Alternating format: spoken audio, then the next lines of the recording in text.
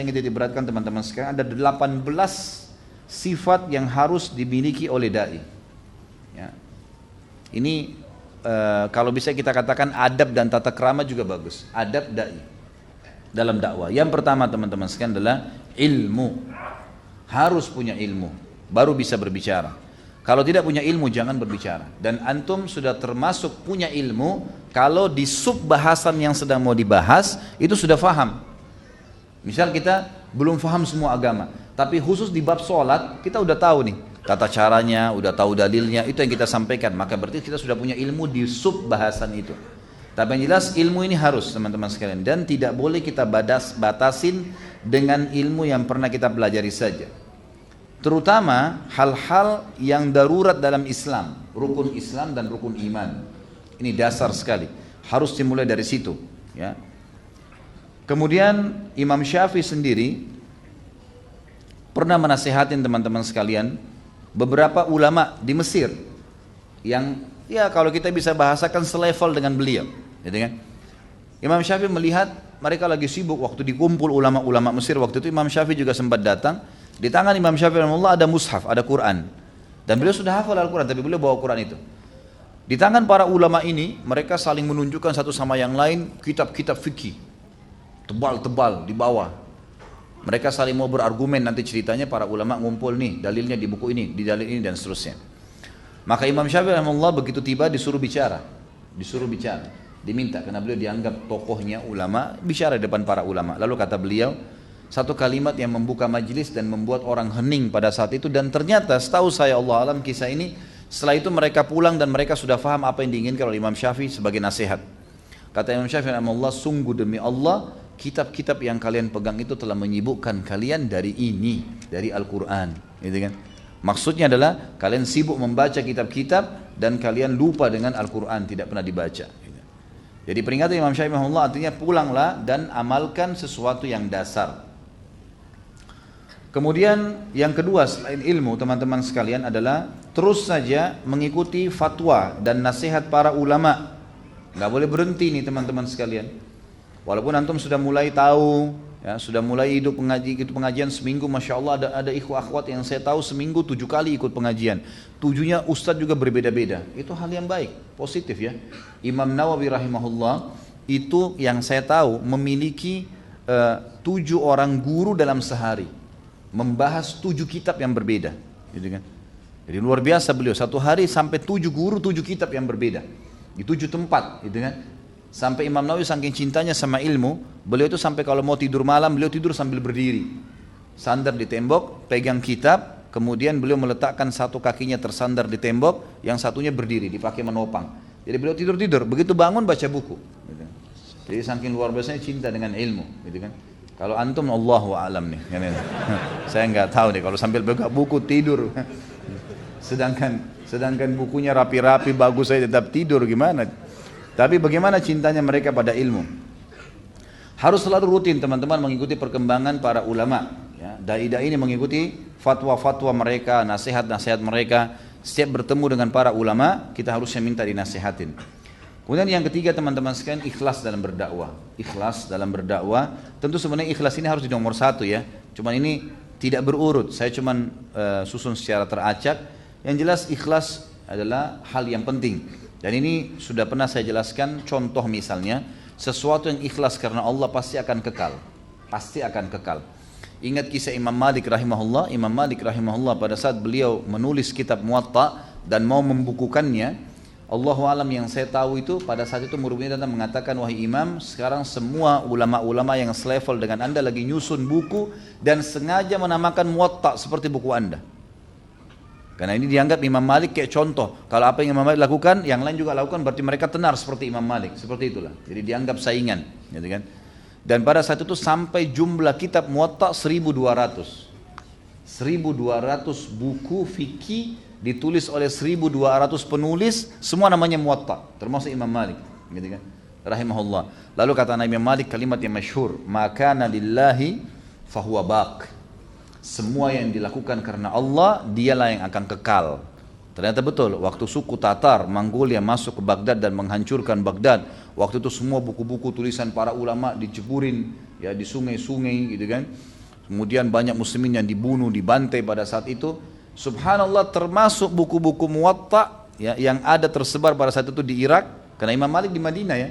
Tapi ulama-ulama yang ada di Irak pada saat itu yang menulis mencontoh Imam Malik yang ada di Madinah, mereka semuanya dihancurkan bukunya oleh orang-orang Tatar, ini orang suku Tatar, orang Mongolia, dan Muwatta yang ditulis Imam Malik di Madinah tinggal, dan sampai sekarang kita bisa membaca buku itu.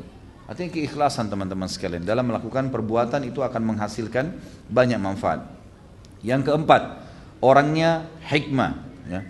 Hikmah ini maksudnya tadi saya bilang meletakkan sesuatu pada tempatnya, dan kita ambil dari kisah Mus'ab radhiyallahu anhu bagaimana beliau sangat hakim, sangat bijaksana dalam mendakwahi Sa'ad bin Mu'adz dan Usaid bin Khudair radhiyallahu anhum ajma'in. Dan ini harus tahu waktu, tempat tepat untuk berdakwah gitu kan. Kadang-kadang kita nggak bisa berdakwah teman-teman sekalian, kayak kita lagi di busway lagi padat, sulit kita untuk berdakwah. Bagaimana caranya? Nah, tapi kalau ada kemungkaran yang jelas dan kita bisa ingatkan, kita ingatkan. Tapi ada keadaan yang tidak memungkinkan, gitu kan? Kita melihat tempat-tempatnya, waktunya, bijaksana, atau kadang-kadang kita bisa menggunakan metode-metode yang lebih rapi, seperti misalnya kita sering membawa buku. Ini saya sarankan teman-teman selalu kantongin buku. Usahakan ada buku-buku saku kecil yang saya sering lihatkan terbitan pustaka Ibnu Umar, dan itu ditaruh teman-teman. Pilih judul yang menarik, selalu bawa kemana-mana. Titipin di musola yang sedang kita sholat, titipin kepada teman-teman yang satu bus, satu mobil, angkot, dan seterusnya. Ini semua termasuk yang perlu atau yang bisa kita lakukan. Kemudian yang tentu yang selanjutnya yang kelima adalah hikmah. Kalau tadi hakim, tadi bijaksana, hikmah beda ya. Hikmah ini menggunakan retorika yang tepat. Kemudian yang keenam, retorika yang tepat tentunya retorika yang santun, yang baik, tidak dengan marah-marah gitu kan dalam menyampaikan dakwah. Kemudian yang keenam adalah tidak pernah berhenti dalam berdakwah bagaimanapun keadaannya. Terus berdakwah, terus menyampaikan. Tantangannya datang itu biasa. Jangankan teman-teman sekalian, jangan pernah antum mimpi kalau kita menjadi seorang muslim atau berada di jalan Allah yang benar, termasuk para dai dan ulama, kemudian tidak dicaci maki oleh orang. Bagaimana bisa? Gitu. Nabi Muhammad SAW sendiri manusia terbaik dikatakan orang gila, majnun, dikatakan penyair, syair, ya, dikatakan orang-orang yang suka mengarang-arang asatirul awwalin, dongeng-dongeng nih, gitu kan? Seperti itulah. Tapi Nabi SAW sabar, gitu kan? Jadi jangan antum menjadi dai kemudian kendor pada saat ada orang yang mengatakan begini dan begitu. Jadi harus punya prinsip. Dai itu harus punya prinsip. Selama dia benar maka dia berpegang teguh pada itu. Jangan pernah putus asa. Yang ketujuh, mulai dengan asas daripada agama Islam dan menjauhi asas ini, rukun Islam dan rukun iman. Itu asasnya, gitu kan? Mulai daripada syahadat, kenalkan siapa itu Allah, kenalkan Nabi Muhammad SAW, sholat, zakat, puasa, haji, dan kemudian rukun iman. Kemudian menjauhi ribut dan pertengkaran dengan orang dai-dai yang lain, ya. Wabti'at muhajamal akharin. Jadi bukan sifat dai teman-teman kalau sibuk dengan serang ini, serang itu, cari kesalahannya orang lain. Itu bukan sifat dai. Dai itu memang dia ingin menyebarkan kebaikan. Untuk apa dia menyerang-nyerang orang lain? Kalau antum melihat kesalahan seseorang, telepon, datang, luruskan, nasihatin, diskusi. Mungkin dia punya dalil. Pernah Imam Malik rahimahullah ketemu dengan Imam Abu Hanifah. Dua-duanya terkenal imam madhab di zamannya, gitu kan? Imam Abu Hanifah meninggal tahun 150 Hijriah, tahun lahirnya Imam Syafi'i, dan Imam Malik meninggal tahun 179 Hijriah. Waktu itu sering berselisih pendapat. Kenapa? Karena Abu Hanifah rahimahullah tinggal di Irak. Waktu itu banyak hadis palsu. Maka beliau hati-hati sekali dalam mengambil hadis. Makanya mazhab Imam Abu Hanifah itu banyak menggunakan nalar. Dari satu dalil dirincikan banyak, gitu kan? Ada dalilnya tapi kebanyakan dinalarkan. Imam Malik rahimahullah tidak berbeda. Itu Imam Abu Hanifah. Imam Malik berbeda. Imam Malik karena tinggal di Madinah, jadi beliau banyak berpegang pada hadis. Bahkan dalam buku fikihnya beliau, fikih Malikiyah, itu beliau menyebutkan takarannya ahli Madinah, penduduk Madinah itu adalah bagian daripada hukum. Beliau melakukan, kenapa? Karena beliau bilang ini masyarakat Madinah menggunakan takaran untuk mengukur kurma, ya, gandum. Itu yang dipakai dari zaman Nabi Muhammad SAW turun-temurun. Imam Malik masih generasi tabi'in. Beliau belajar dari Nafi'. Nafi' ini adalah budaknya Abdullah bin Umar. Ya. Maka beliau mengatakan sampai seperti itu. Ya, di Madinah ini sampai perilaku penduduk Madinah bisa dijadikan sebagai hujjah pada saat itu. Bertemulah dua imam ini di musim haji. Lalu Imam Malik rahimahullah dikatakan oleh muridnya, hai imam, selama ini orang yang menjadi musuh anda, tanda kutip ya, perselisihan pendapat ada di sana. Abu Hanifah datang dari Irak lagi haji, silakan anda temui. Datanglah Imam Malik menemui Imam Abu Hanifah. Terjadilah dialog di antara mereka berdua. Waktu itu Imam Malik melarang murid-muridnya untuk ikut. Dan ini juga termasuk adab. Kalau seorang alim ulama, seorang da'i yang besar, Masya Allah, ingin berdebat teman-teman, bukan di depan murid-muridnya. Mereka tidak faham masalah itu. Berdebatlah berdua, kan gitu. Ini bukan kalau debat antara agama lain, gitu kan. Ini berdebat antara sebuah pendapat, sebuah dalil, berdebatlah yang masuk di akal berdua, masing-masing datangkan argumentasi dalilnya, maka itu jelas. Ini yang penting. Imam Malik lakukan itu sampai selesai. Kemudian Imam Malik berdiri, salaman sama Abu Hanifah, berpelukan, lalu kemudian berdiri. Lalu murid-muridnya heran mengatakan, wahai Imam, anda berpelukan dengan orang ini? Kata Imam Malik, iya. Allah telah mempertemukan kepada saya seseorang yang kalau dia ingin membuat tiang-tiang masjid haram ini bicara, maka bisa berbicara. Maksudnya saking luar biasa kuatnya argumentasinya Imam Abu Hanifah rahimahumullah. Yang jelas seperti itulah caranya, adabnya, gitu kan. Jadi tidak boleh kita keliru dalam masalah-masalah seperti ini. Harus menghormati pendapat orang lain, teman-teman. Jangan menyerang kerjaannya. Jadi sini mulai dengan asas, jangan menyerang orang lain selama itu ada dalil, ya. Kemudian mulailah meluruskan yang mungkar itu yang kelihatan. Jangan memukul rata. Nah, itu. Tetangga kita misalnya kita lihat teman-teman sekalian dia tidak sholat. Maka berarti yang sedang mungkar adalah tidak sholatnya. Itu yang kita sorotin. Gitu kan? Yang kelihatan depan mata. Tidak perlu kita mencari tahu kesalahan dia, ini pendapatannya apa ya, mungkin dia di rumahnya makan haram atau tidak ya, dia pakai ini dan seterusnya. Ini nggak perlu dikobok-kobok begitu, kecuali yang kelihatan depan mata, gitu kan. Ini penting sekali karena banyak orang seperti itu, sibuk memukul rata semuanya harus sama. Satu salah semua ini, sesat semuanya, ini kan. Ini pemahaman yang mesti Allahu a'lam diluruskan. Kemudian ini tadi yang ketujuh ya, mulai dari asas, kemudian jangan menyerang orang lain kalau ada dalil dan mulailah mengingkar mungkar sesuatu yang kelihatan depan mata. Yang kedelapan, menghormati pendapat orang lain. Menghormati pendapat orang lain. Ini penting, selama ada dalil tentunya. Tadi jangan menyerang, itu sendiri. Ini sekarang menghormati pendapat. Kalau disampaikan kepada kita pendapat, maka dan dia punya dalil, terimalah saudaraku. Gitu ya. Terimalah. Ya. Kemudian yang kesembilan, mengembangkan retorika dalam berdakwah. Retorika ya. Retorika ini saya sarankan teman-teman yang mau terjun dalam dakwah dan ini mendapatkan pahala yang besar, jangan pernah berhenti untuk mempelajari retorika para ulama-ulama besar, gitu kan? Para dai-dai yang telah mendahului kita. Dengar ceramah mereka, lihat retorika penyampaiannya, itu semua adalah hal yang sangat baik ya. Kemudian kita sekarang kembangkan, misal tadinya zaman dulu tidak ada komputer, tidak ada sesuatu yang bisa kita tulis, sekarang bisa kita tulis, disebarin selebaran gitu kan. Saya pernah temukan ada di berita dari salah seorang ikhwan yang saya bisa percaya, di sebuah pantai, dia bilang, di kampung saya Ustaz, saya di pinggir pantai di musim liburan, itu banyak selebaran yang tersebar, seperti selebaran, dan itu ternyata isinya adalah dakwah kristenisasi, gitu kan. Dan ini ya tersebar, itu cuma ditaruh di pinggir pantai, dibiarin tersebar. Orang-orang pada pegang, orang yang tidak mengerti banyak, orang muslim semua di situ. Pada baca akhirnya, gitu kan. Ternyata isinya itu adalah masalah kristenisasi. Sampai begitu mereka menggunakan retorika untuk menyebarkan agama mereka yang salah. Bagaimana antum tidak menyebarkan agama antum, gitu kan? Ini juga mestinya kita tahu, kita harus bisa menggunakan retorika-retorika yang baik yang kira-kira bisa menyebar. Kayak sekarang misalnya ceramah-ceramah kita ini, alhamdulillah, ingat, selama tidak komersial silahkan. Antum kembangin, sebarkan, bisa di-download, sebarkan, silahkan, tidak ada masalah. Itu satu hal, tapi komersial saya harap jangan, gitu kan? Karena ini memang ini tujuannya untuk disebarkan. Kemudian yang ke-10 teman-teman sekalian adalah mengambil pelajaran dari dai-dai yang senior. Ya.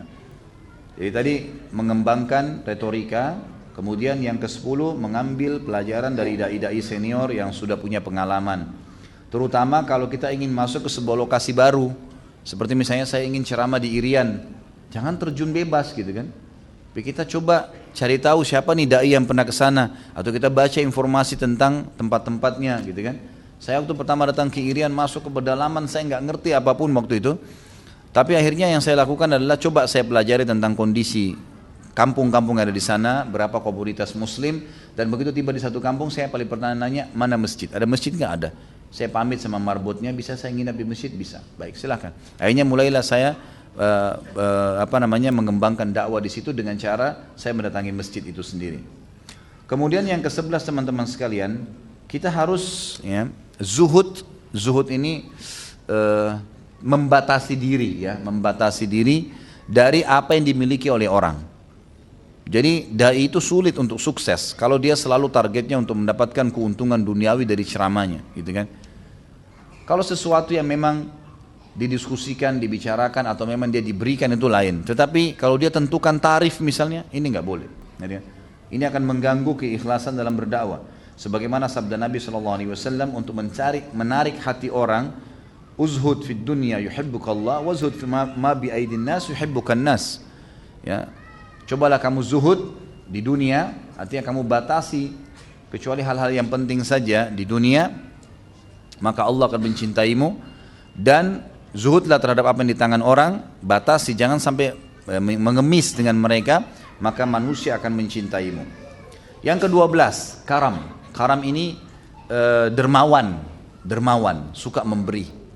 Ya, katakan sekarang kesannya banyak dai-dai mereka malah yang suka mengambil. Jadi cobalah dai ini menjadi contoh mereka, harusnya mereka memberi. Ya, memberikan hadiah, mentraktir makan, mengasih apa gitu kan. Jadi memang mereka yang memberi. Ibnu Abbas radhiyallahu anhu dalam sebuah kisah riwayat Bukhari disebutkan, beliau pernah jalan kemudian dicaci maki oleh seseorang tanpa sebab. Tiba-tiba dicaci maki, kamu begini, kamu mengaku seorang ulama, kamu mengaku, dicaci maki macam-macam. Ibnu Abbas diam, nggak ngomong. Setelah selesai orang itu ngomong semua caci makinya sudah habis, gitu kan? Maka kata beliau kepada ada seperti muridnya yang selalu ikutin sama dia, namanya disilakan dengan Gulam zaman dulu. Dia bilang, hai Gulam, tanyakan kepada orang yang ini, yang tadi caci maki dia, tanyakan, ada hajat nggak dia? Ada hajat apa saja penuhi, kasih dia. Dan kasihkan jubah saya, dilepas jubahnya, kasihkan jubah ini buat dia. Sampai orang itu yang jadi malu gitu. Bagaimana dai memiliki akhlak yang mulia seperti ini.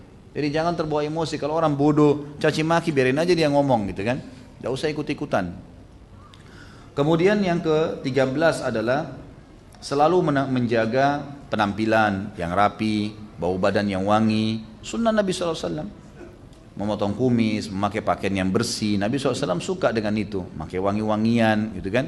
Jangan sampai dai-nya ngomong, kemudian orang semua pingsan karena bau mulutnya gitu kan. Ya. Atau mungkin bau badannya begitu orang mendekat, ini semua ngaco gitu, nggak bisa. Nah ini nanti orang jadi menjauh. Tapi dai itu selalu memang mengikuti sunnah Nabi SAW. Orang kalau mendekat, orang senang. Ya, minimal dengan performan yang sudah saya sebutkan tadi. Kemudian yang ke-14 adalah merendah, tawadhu, ya. Merendah dan memiliki akhlak Nabi Muhammad SAW. Karena dia adalah penerusnya Nabi SAW. Harusnya begitu, ya. Dia mempelajari tentang sirah Nabi dan dia mengikuti retorika dakwah Nabi SAW dalam bersabar, dalam cobaan, gitu kan. Kemudian bersyukur dalam nikmat. Bagaimana beliau merangkul orang-orang, gitu kan. Sebab pernah dalam sebuah riwayat Bukhari dijelaskan ada satu orang Badui datang, lalu di hadapan Nabi Muhammad SAW dan di hadapan para sahabatnya orang ini mengatakan, hai Muhammad, berikan saya apa yang kau milikin. Kasar sekali. Para sahabat begitu lihat caranya minta gini, nih kurang ajar benar orang ini, gitu kan. Tapi Nabi SAW tersenyum, lalu memberikan ke dia, memberikan ke orang itu. Diberikan di hadapan para sahabat. Sahabat semua diam karena Nabi SAW melakukan itu. Ternyata orang ini mengatakan, ini belum seberapa. Sudah dikasih, terus dia bilang ini belum seberapa. Bayangkan bagaimana memancing emosi gitu kan. Lalu kata Nabi SAW, baiklah, kalau begitu kamu ikut ke rumah saya akan tambahkan untukmu. Ikutlah orang ini. Berdua dengan Nabi SAW ke rumah. Lalu kata Nabi SAW, ini saya kasih lagi, cukupkah? Yang kedua kali dia mengatakan, belum hai Muhammad. Masih minta lagi. Lalu Nabi SAW keluarkan lagi, diberikan lagi. Kemudian sampai yang ketiga dikasih, lalu dia mengatakan cukuplah. Dan dia sempat mengatakan jazakallahu khair. Jadi ternyata ini cuma karena retorika dia, kebiasaannya gitu ya.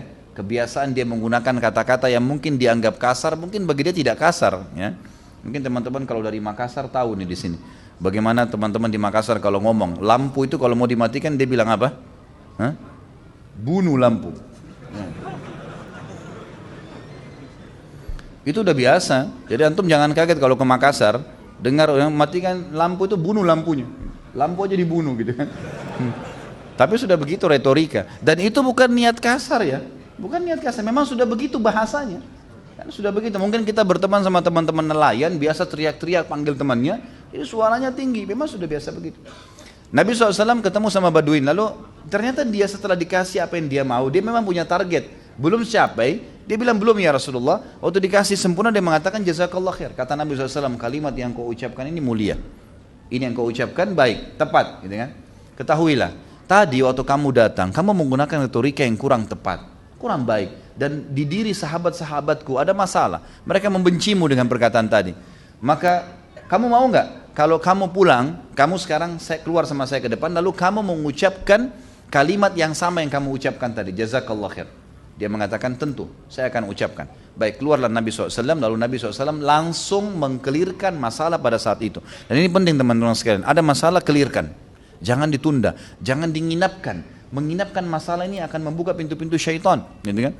Maka yang terjadi adalah Nabi SAW mengatakan, tadi waktu saudara kita ini datang, dia mengucapkan kalimat yang sudah kalian dengar. Dan saya yakin ada yang mengganja dalam hati kalian.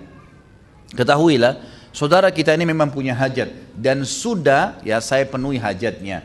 Bukankah begitu hai saudaraku? Maka dia mengatakan, iya. Semoga Allah membalas anda dengan kebaikan, wahai Rasulullah. Gitu kan? Lalu kata Nabi SAW, bukankah kalian sudah dengar? Maka mulai sekarang jangan sampai kalian salah faham dengan saudara kalian ini. Jadi begitulah cara Nabi SAW meluruskan kesalahan-kesalahan dari akhlak. Yang ke-15 tasamuh. Tasamuh itu memaafkan, toleransi dalam hal yang boleh ditoleransi. Ya. Kemudian yang ke-16, ini tentu butuh dirinya satu-satu tapi kena waktu ya, jadi saya batasi. Yang ke-16 adalah punya tekad dan prinsip yang kuat pada kebenaran. Jadi jangan antum goyah. Ya, ini benar, pegang teguh pada itu. Ya, kita hanya bisa berubah kalau ada dalil yang lebih kuat, hanya itu. Kalau enggak berpegang teguh pada pendapat. Ini termasuk prinsip dasar, enggak boleh goyah gitu. Dimanapun antum berada, beda tempat, beda lokasi, beda audiens, tetap sama. Ya, harus pertahankan masalah itu. Yang ke-17, qudwah, suri tauladan. Apa yang dia ucapkan, dia yang paling pertama mempraktekannya. Maka ini akan besar sekali efeknya di dakwah. Dan yang terakhir 18 adalah tidak menunda hidayah buat orang. Jadi misalnya ada orang mau masuk Islam gitu kan, jangan ditunda ini. Harus segera dirangkul. Harus segera dirangkul. Langsung dudukin, langsung syahadatin. Udah selesai. Jadi kalau dia mati semenit kemudian antum sudah dapat pahalanya. Dia juga sudah masuk surga. Tapi kalau kita tunda malah